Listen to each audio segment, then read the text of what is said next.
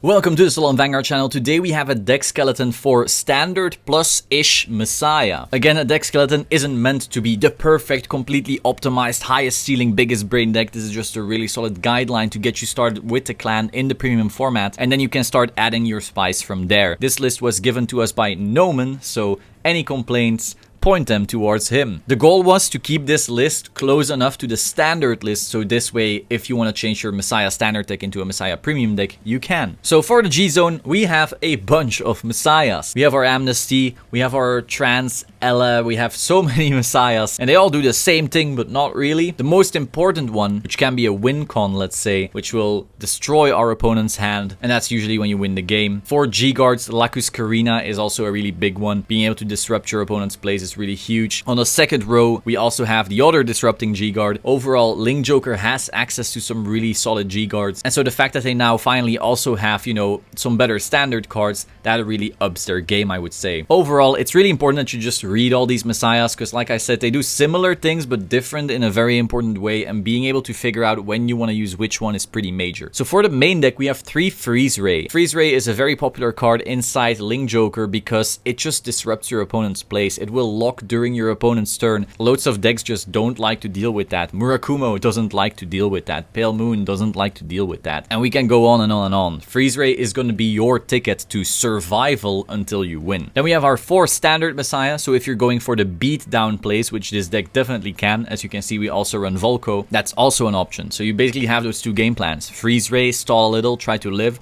or just bash, bash, bash with the Messiah game plan. Then, as you can see, we have our 8 just straight out of standard boys. Lady Fencer just got better from standard. Also, check out that booty. For our grade 1s, if you're coming from standard, these are not as obvious. They are G Messiahs. They are part of the old Lady Fencer combos, and now the new Lady Fencer, they just still work. This way, you never really run out of CB either, and you keep on just extending and extending, especially once you add your stride skills on top of that. We have 3 Tempest Sphere. Tempest Sphere is really good in this deck for the reason that you will reach your finisher Messiah's GB3 way quicker. That was always an issue for the deck, that you have to have enough Messiahs phase up before you are able to use its skill, and so usually this was like a 3rd stride kill, but now because of Tempest Sphere, the deck got faster, and so you reach its skill faster. It's major, that's why we're running 3. And then we have our Dwarf, which can look for your grade 3. This way you can actually find your Freeze Ray or your Messiah depending on what you need. Then we have our Draw PGs, as always, our heals as always, and we have our typical 8 crits for 4 from the 2 premium collections. If you're not running a Cyclone kind of deck, you don't really need to run vanillas. Why wouldn't you just take the skills? So that was the quick overview. Enjoy it, like the video, subscribe, and I will see you soon. Ciao.